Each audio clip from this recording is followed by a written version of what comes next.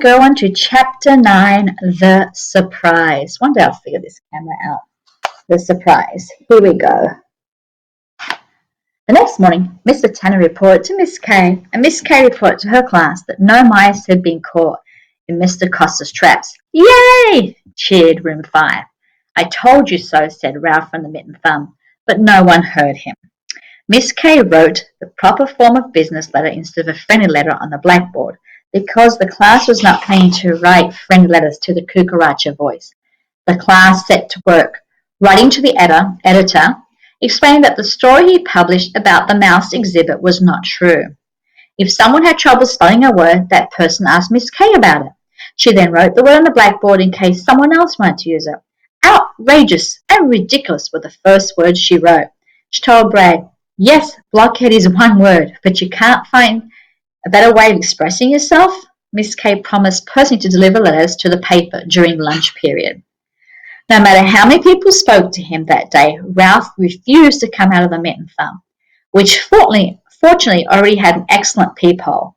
He noticed Brad, who still had his arm in a sling, hand the note to Miss Kay, who handed it back to him with a nod and a big smile.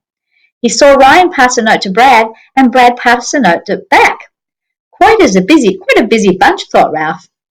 He was bored and much too warm, but he refused to give anyone the satisfaction of seeing him in his glass prison. When the long, miserable day ended, Ralph found himself being pulled out of the mitten by Ryan. Come on, fella, you're going back to the inn, he said. And face all my relatives without my motorcycle, squeaked Ralph. No, thank you. Relax. You can't live at school forever, said Ryan through his teeth as he tried not to move his lips. Trust me, everything is going to be all right. You'll see. Because Ryan kept his hand closed around him, Ralph had no choice. He had to trust Ryan unless he bit him instead.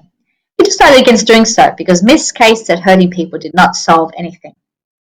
So there you go. Ralph learned something at school, didn't he? Ryan shoved Ralph into his parka pocket and closed the zipper all the way. Even so, Ralph was aware that something unusual was happening. Brad got on the school bus with Ryan after saying to the driver, Here's my note from home. The two boys sat together. Have you got it? Asked Ryan. Yep, answered Brad, right here in my pocket. Got what? Ralph wondered. The remains of my motorcycle? I've always wanted to ride on a school bus, said Brad. And I've always wanted to ride on a tow truck, said Ryan. That's easy, said Brad. My dad will give you a ride. He gets lots of calls up your way when the roads are icy, and he pulls a lot of cars out of snowbanks. Business is good this time of the year. I'll ask the cook if you can stay to dinner, said Ryan. Wow, dinner in a hotel? Brad was impressed. We'll have to eat in the kitchen, Ryan explained, and since the hotel's got a microwave oven, sometimes the plates are hot and the food isn't. That's okay, said Brad. My dad cooks mostly hamburgers and open cans of beans. Then lest Ryan think him disloyal to his father, he added, My dad makes good hamburgers, and on Sunday he cooks a steak. Sometimes if he's really busy, I get my own supper. Then I have hot dogs. You mean you stay alone? Asked Ryan. I have Arthur with me, said Brad. I wish I could get to stay alone with the dogs, said Ryan. I get tired of hearing the waitresses tell the cook that the guests are complaining because the food isn't hot enough. Ralph resented being imprisoned by a zipper, and the conversation was boring because it was not about him. He thought about biting his way out. He did not like the taste of nylon. Besides, a school bus was not a good place to hide. When the two boys got off the bus, Ralph heard their feet crunch through the snow. The inn was a higher altitude than the town of Cucaracha, and the snow lasted longer. Then he heard their feet stamp up the steps, scratch on the doormat, and enter the lobby. The old clock was still managing its familiar slow tick-tock. To Ralph, it sounded like an old friend. Hello there, boys, said Ralph's protector, Matt. Ray, I'm glad to see you have a friend. So Matt had not lost his job after all. Then, as Ralph had hoped, the little mice must have moved upstairs, where they would be unable to taunt him about losing his motorcycle. Feeling more cheerful, Ralph began to jump around the slippery pocket. Let me out, he demanded. Ryan unzipped his pocket and lifted Ralph out to be held on to him. How good the lobby looked. A fire still burned in the cold stone fireplace, and the grandfather clock had television sets right where they had always been. One thing was different. The lobby was neater than Ralph remembered. Ashtrays were clean, and old magazines arranged neatly on tables. The desk clerk ignored the boys who did not stop to remove their jackets before they knelt in front of the clock. Do you think it will fit? Ryan asked Brad. We'll see in a second. Brad pulled something out of his pocket. Wow, a lazy XL7, just like you said, breathed Ryan, as Brad set a miniature sports car on the floor and pushed it carefully through the highest part of the arch at the bottom of the clock. The car was low enough.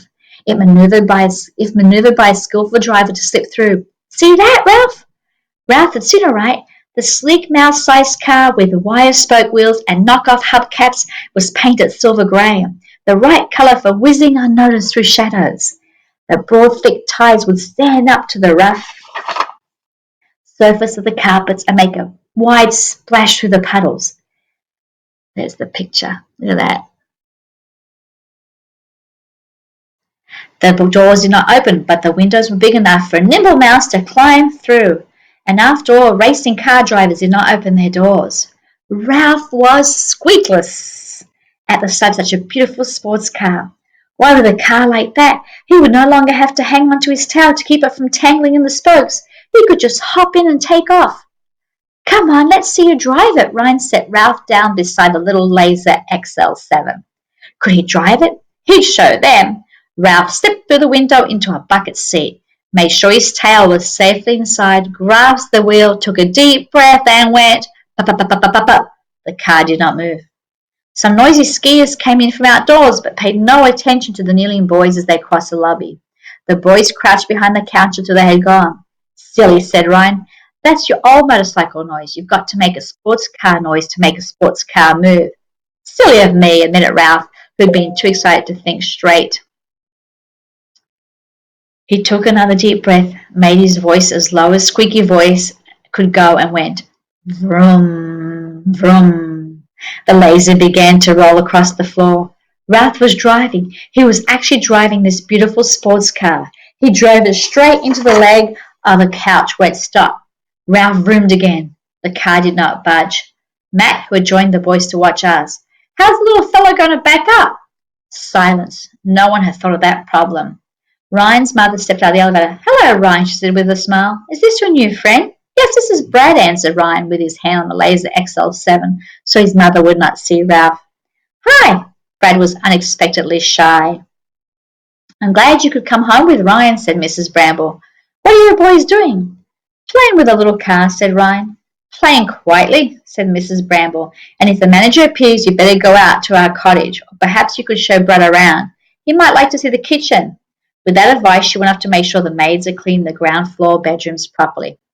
Brad sat back on his heels. Your mum sure is nice, he agreed. Yes, agreed Ryan, his thoughts on Ralph's problem. Vroom, vroom, vroom. Ralph made a noise like a racing motor. The car did not move. What we need is your dad's tow truck, remarked Ryan. Ralph found the boys' laughter most annoying. I know, said Brad.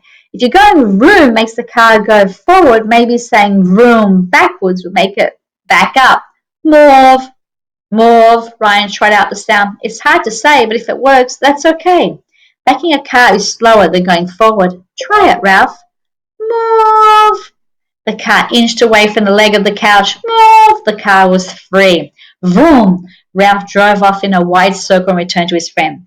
Do I get to keep it, he asked. It's all yours, said Brad, to make up for your broken motorcycle. And we will finish off chapter 9 and the epilogue tomorrow. Hope you're liking it. Did you like the fact that Brad and Ryan are friends? And I also like the new car that Ralph has.